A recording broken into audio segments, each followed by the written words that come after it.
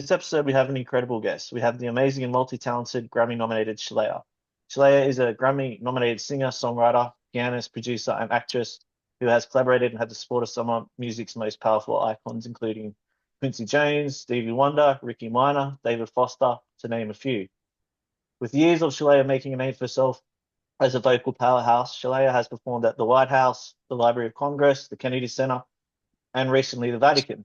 Sheléa is about to release her new amazing song, Never Give Up on Love, which drops on April 25th on all streaming platforms. Welcome to the multi-talented Sheléa, and thanks for coming on the podcast. Oh, thank you so much for having me, Nick. You're welcome. All right, let's jump straight into it. Take us hmm back. Tell me about your life growing up, and I guess everything that's transpired to get into where you are now. Wow. So I grew up in this little small town called Bakersfield, California. I was born in the Bay, but I would say moved to Bakersfield when I was about 3 or 4. And a very small town. It's not LA. It's definitely not LA. And so my earliest memories are surrounding music. My mother is an incredible singer, plays piano as well. My dad, an incredible songwriter, self-taught uh, piano player as well. And they, both, although being very religious and always in a church I would say environment. They always encouraged me to pursue my musical, or I would say maybe not pursue, but use my musical talents. But that was mostly based in church. And so I became the church musician at 12 years old. I was getting piano lessons ever since I was 7, singing in children's choir. So those were the early formative years, very, very similar to, many R&B singers, like Aretha Franklin and Whitney Houston, who started off in the church. That was their training ground, and that was mine as well. Incredible. Yeah. So those were the early days. And then, I went away to college. I went to this incredible school called Oakwood University. It's a HBCU. And ended up joining this girls group called Forgiven. We were almost like the gospel version of Destiny's Child, And so Sure.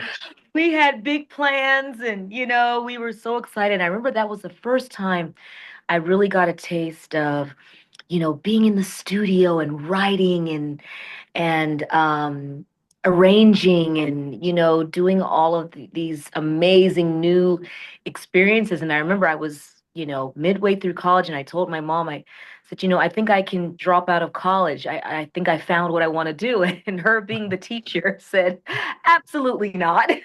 That's not how.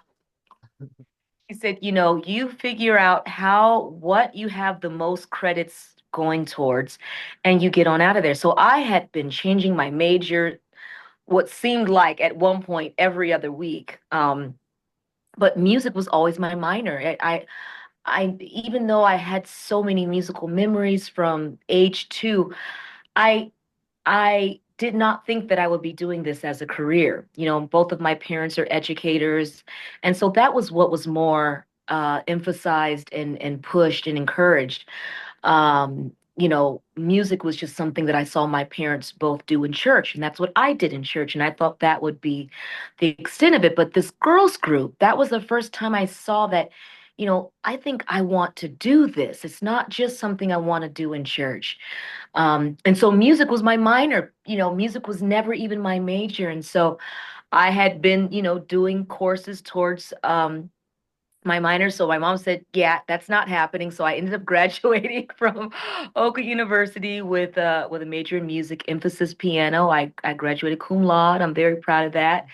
And and then I could just, continue to kind of, I guess, dive headfirst into the music industry. It was such an interesting time in the music industry. And so I was just trying to find my way. I started off as kind of a songwriter. I ended up writing for Vanessa Williams. I wrote a theme song for the motion picture Jumping the Broom. And I was really happy kind of being, you know, behind the scenes, the girls group unfortunately ended up disbanding. Everybody kind of went their own way. And that's when I kind of, dove into the music industry any way I could. At one point, I was gonna sign a deal, imprint deal with Brian McKnight, who has been such a wonderful support of what I do. He was actually on my very first album, fast forward a few years later. But I was just kind of bumbling around, and again, I was happy being in the background. I ended up meeting Jimmy Jam and Terry Lewis, who have now become my musical godfathers. Of course, you guys know them for, oh my God, being such the most iconic um, producing and writing duo, I would say, of all time. Definitely up there with the greats. Um, just how much they have done, from New Edition to Janet to Boys to Men to Mariah to, anybody you could think of. And so I met them. So I was kind of writing. I was writing in the Flight Time camp, and I was a part of the Flight Time family. And then I started, writing on my own, and that's when I got my credits with Vanessa Williams. I co-wrote a song with an incredible writer named Phil Galdston, who got Songwriter of the Year. He wrote Save the Best for Last. So just incredible people I was surrounded with. And I I guess you would say I got my big break. I was on Take Six, who I consider to be my brothers, 10-time Grammy Award winning, if not more, um, vocal group, Take Six, who Stevie absolutely adored. And I even remember the old folklore of, back when there were answering machines. That I remember hearing this story that Stevie Wonder loved them so much that he had them recorded on his answering machine and, bought up all of their cassette tapes and would give them out for Christmas gifts. That's just how much he loved them. So when I was on their album singing Someone to Watch Over Me, which was that album was Grammy nominated, um, Stevie Wonder, being the fan of their work that he is, heard me and reached out to one of the guys. I think it was either Dave or Mark. I think it was David Thomas, and said, I want to meet her. I want to meet this girl. And so I ended up meeting Stevie Wonder. And I don't know how long we have to talk about this because I have stories after stories after stories. So I don't want to like go too long, but I do have a great Stevie Wonder story about, us first meeting. Um, I was there. I was actually a surprise. His longtime, um, she's just been part of his camp, Stephanie. She surprised him with me just showing up to the studio. And so the thing is with Stevie is like he has no framework of time. It's like, so he was recording something. And so I was just kind of sitting there, in one of the other rooms as he's recording something. And so, an hour passes, 2 hour passes, 3 hour pass, 4 hour, and so I'm still here. And so by the time he's done, he doesn't even know that I was there, and so he finally meets me and says, I love your voice. I heard you on Take Six. Could you come back tomorrow? Because that's when I was going to sing for him. And so I don't know what was wrong with me. I told him, no, I can't come back Wow. tomorrow. In their right mind, tell Stevie the Wonder no. Uh, so anyway, so that happens, but I'm like, okay, I met him. And I will say this, this is around the era when I was with Jimmy Jam and Terry Lewis. And so not to diminish the iconic, Stevie is, I think, the greatest songwriter, musician the world has ever seen. But when I was with Jimmy and Terry, I would meet people all the time. I remember meeting Maurice White from Earth, Wind and Fire, and now I look back on those memories and I'm like, oh my God, like I was just meeting all of these incredible, iconic people. So in a weird way, that was just a Tuesday for me. Okay, I met Stevie Wonder. That was incredible. It was amazing, but I can't make it tomorrow. So I tell my sister the story, and she's like, "You told Stevie Wonder what?" She said, "Oh no, honey, no. You need to move whatever plans you had and go back."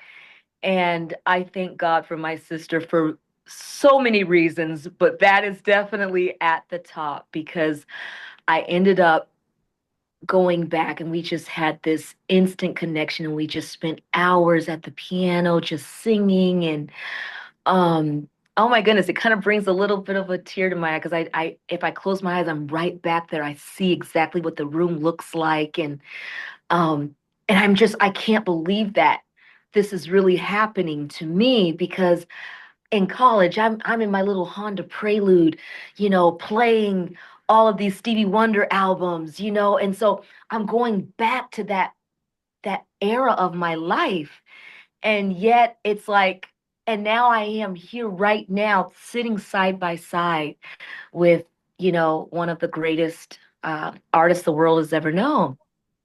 And and so that was the beginning, and I ended up later on that year, I ended up singing for he does this annual Christmas show, House Full of Toys, and I remember just like sitting butt cheek with him on the piano. Because I play as well. So I'm playing and he was playing harmonica on this really beloved song I love from Whitney Houston, Who Could Imagine a King? Um, from the Preacher's Wife soundtrack. And so that's a moment I will never, ever, ever forget. And so, I don't know where you want to jump in and maybe redirect me. I mean, there's so many stories I have. And then I would, so I'm gonna let you jump in, Nick. Okay, all right, nice. That's amazing. All right, but thank you, sharing. That's amazing insights, and yeah, thank you very much for sharing. That's incredible. All right, let's go. Let's talk about your Aretha Franklin inspired new song, "Never Give Up on Love." Tell me about that and the inspiration. Yeah. So August of 2022, I was able to debut the show that I curated with a very, very dear friend of mine, Jules Buckley. And we created this Aretha Franklin show that I believe has really told the complete story of who she is.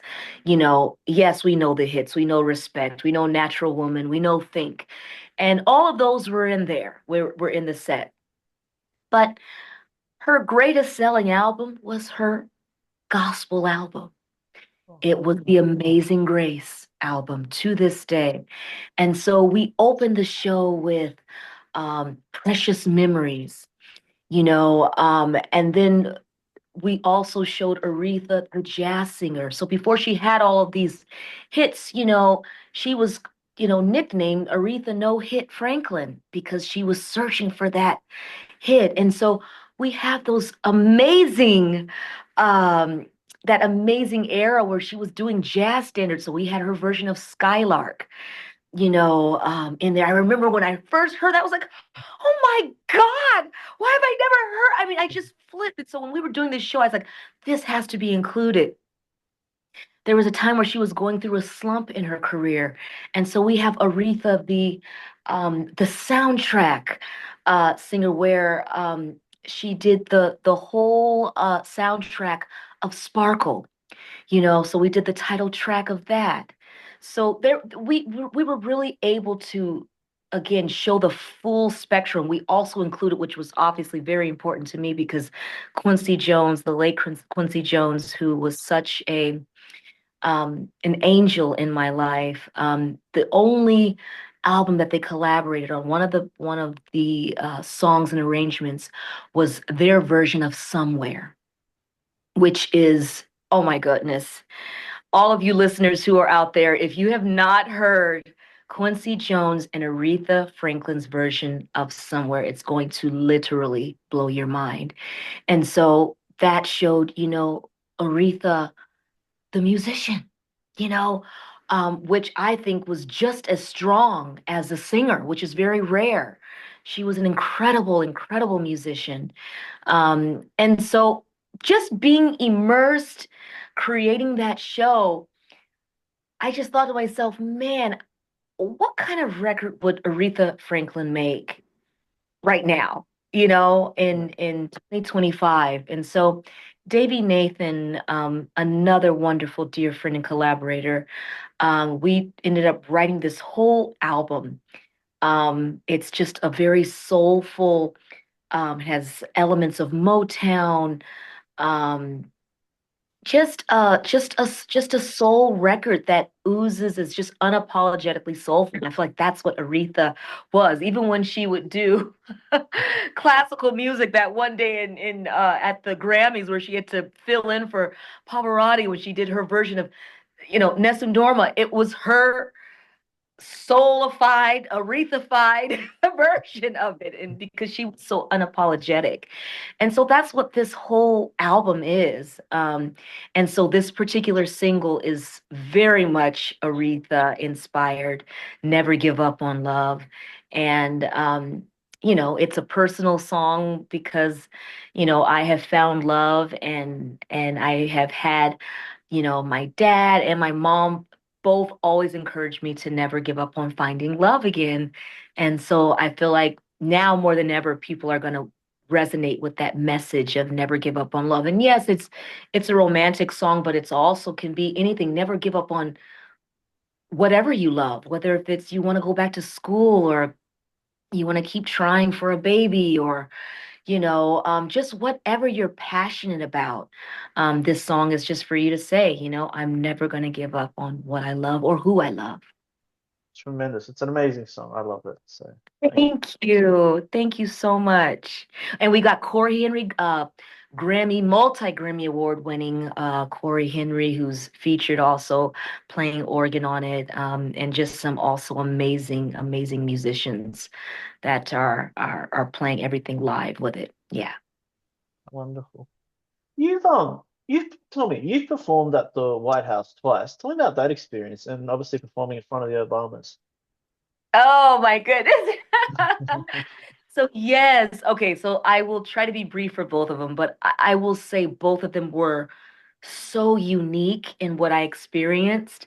So the first time I went, I was doing a tribute to Burt Bacharach and Hal David, which was just so amazing. I ended up singing Anyone Who Had a Heart.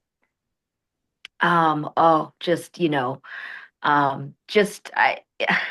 it was just a magical time. And so I brought my dad, which was so important for me because my grandmother, which is his mother on my father's side, um, she was raised in the South, Birmingham, Alabama. So they lived through the civil rights movement, and in fact, I ended up finding out later that my aunt Lenora, her classmate, was one of the four girls that was bombed in the four during that time. Her name was Denise, and she told me this actually a lot later. And so of course now it's like it happened, the first black president, and now it's like we've already moved on from that. But at that time, that was a big deal. That was a really, really big deal. And it was such a big deal to my grandmother, who thought that she would never, ever, ever see the day. So I knew that she would be proud that her granddaughter was going, but I was like, what about, someone, her son that came from her own body, that they were able to be there? And so I was just really proud to be able to honor her in that way and to honor my father in that way. It was really hard. My mom fully supported it, but it's like I'm very close with my mom, very close with my sister. And so, but they understood my choice, and I thought it was a wonderful representation of this is a wonderful and beautiful Black father who has been present in my life. And I really wanted that image to be prevalent as well. So, I will never forget the day of the show. Things, as always, kind of get turned around, and my rehearsal ended up being later, and I had to do, move all these things around. So I ended up being late to the the little, I guess the opener that you would say of like when you get a chance to like meet the president and first lady, and Burt Bacharach was there. Unfortunately, Hal David was ill. He hadn't passed at this time, but he was ill and wasn't able to be there. And so it was raining. I'm losing it. Just like I feel so horrible because I bring my dad all the way here. He's not gonna get a chance to meet. I really didn't even care about myself, but I was so disappointed. So we get there and it had run late because there was some type of announcement that President Obama had to do that day. And so it had pushed everything. So we finally get there and we are last in line. That whole line, it was like the receiving line to get the photo op and to have some moments with them. So we finally get there and we are the last ones. And, I remember what it felt. I know what it feels like when you're smiling so much and your cheeks just kind of like start to hurt a little bit. Yeah, And so yeah. I was imagining, okay, they will be relieved that we're the last one. So now after this, now you can kind of relax. So I remember saying to them as we were walking up to them, I said, okay, we're the last ones, like, you know, you guys can relax after this. And I will never forget what First Lady Michelle Obama did. She opened her arms and she said they saved the best for last. And she just Oh. gave me the biggest, warmest, sweetest hug. I will never forget that moment. And then President Barack Obama, he was like, "Oh, so I hear you got an album coming out. I hear you're about to blow up."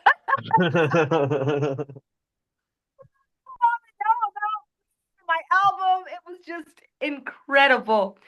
So it was just such a wonderful memory.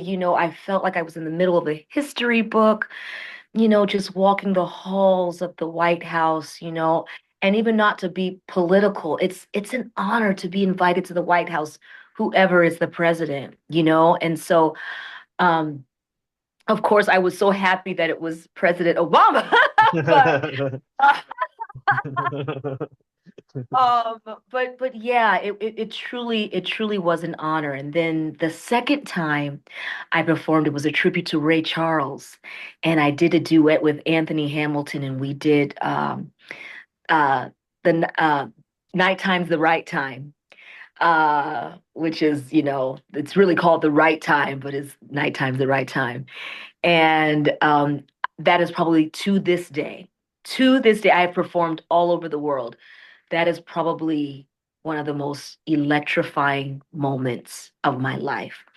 It was Christian McBride on bass and his band, and Rickey Minor was conducting, and we tore that White House roof down. I Yeah. tore the house down. And I mean, it got so hot in there because, The Right Time, that's a sexy song. And so there's a video clip of President Barack Obama literally fanning Michelle. She was losing it. And I have that clip. It's just incredible. And I just remember at the end, everybody just rose to their feet, including the Obamas, and just the sound. I just remember it was like it was almost deafening. I just couldn't believe that this was my life, in that moment, that I was getting that response in such a historic place from two historic people. Both of them are just such lights, both Barack and Michelle Obama. So to be able to have that impact on them, it's something I cherish to this day. That's amazing. Thank you for sharing that. Both incredible stories. That's Yeah. that's marvelous. Wow. All right. Yeah. Tell me about you performed recently at the Vatican. How that experience was. Yes, I have connected with some wonderful Italian friends. He's my dear friend. He's been helping me book so many different things. Marcello Lala. I call it Marcello la la la la la la la. Marcello Lala and Antonio. And they have just been just so incredible with just getting uh uh I guess a footprint in Italy. I've done so many um, shows there, and one of them was a Christmas show at the Vatican.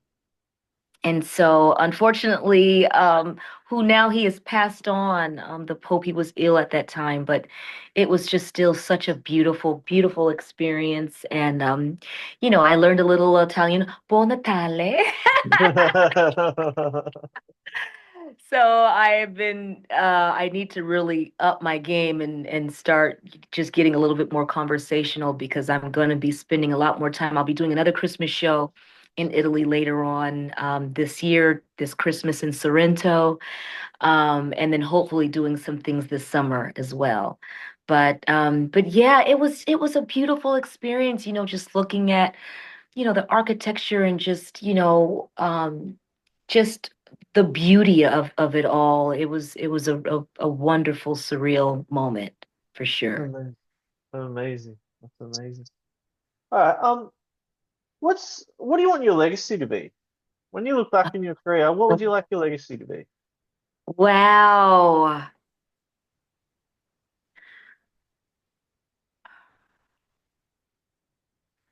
I feel like there's so many people who sing well, or just performances, even whether you be an actor or uh, a painter or just anything with the arts, you want to be good. You do want to be good. You want to become a master at what you do. And I do believe from, as I told you, my story of really having such a musical aptitude at such a very, very young age to now I have become a master at what I do because simply of the hours that I've put into it, and then some things are just divine. And I have my belief system is that this was a divine gift. And so I have done everything that I can to cultivate it and protect it and nurture it. But I feel like when it comes to legacy, it's not necessarily only about what you hear, it's about what you feel. And so I feel like when I look at the greats that have gone on before me, Aretha and Whitney and Barbara Streisand and Sandy Patty, Stevie Wonder, it's about what you feel, you know? Yes, they sound great, but you can sound great, but it doesn't necessarily make you emotional. And so I think what my legacy is, what I would want my legacy to be is that yes, Sheléa was an incredible singer, but she always made me feel something. She made me sad. She made me happy. She made me think. She made me reconsider. She gave me courage to leave a relationship. She made me hold out hope. I want people to feel my heart and what's in my heart. And I want that to be what is most what they take away from experiencing me. That's amazing. Thank you for sharing. Wow. Thank you. If you were 18 again and you could change anything, it could be personally or professionally, what would you change? Oh, wow. I don't think I've ever been asked that. So say it again, the whole If thing. I you just were, want to be if understood. you were, yeah, if you were 18 again and you could change anything, it could be personally or professionally, what would you change?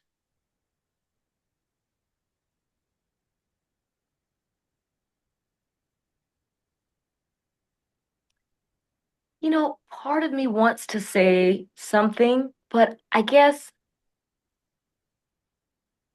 you only know what you know, right? But the way I feel about my career and how I feel as a human, I am so at peace. You know, I feel like I have just enough fame where I have the respect of all of my heroes.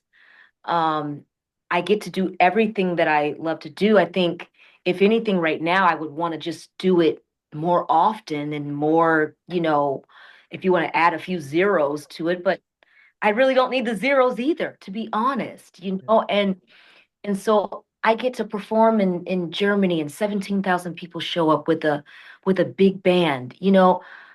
I don't know if I would change anything because I want to get to where I love where I am. And yeah, there are times where I am frustrated and wish that certain things were happening.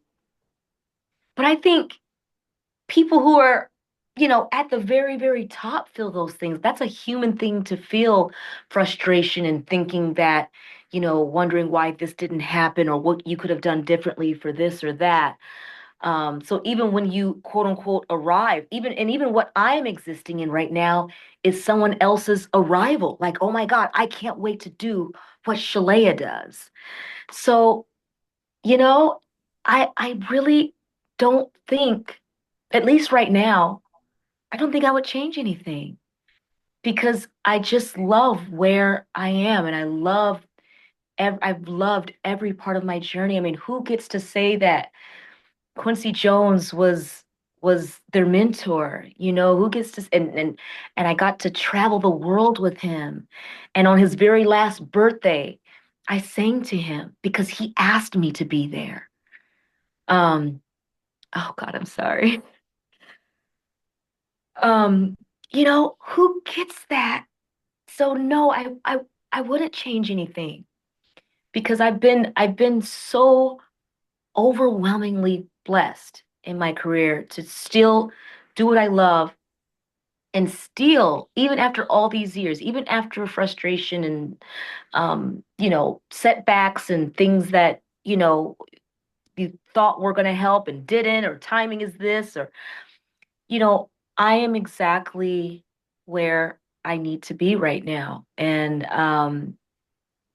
it's a beautiful thing to be able to do what I love and still have that childlike love for what I do. And that above everything else is what I'm grateful for.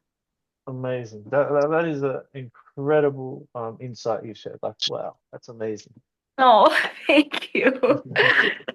Um, Sheléa, thank you so much for coming on the podcast. I do appreciate it. It's incredible everything you've achieved, and obviously the trajectory where you're going. It's just amazing. Yeah, thank you very much for coming on. Thank you so much, Nick. You were so wonderful to talk with, and I hope we can do it again very soon when I have something else coming out. We will always do it. I can't wait. I love it. I love it. Okay, well, have a wonderful day. Thanks again. Thank you so Have a good much. day. See ya.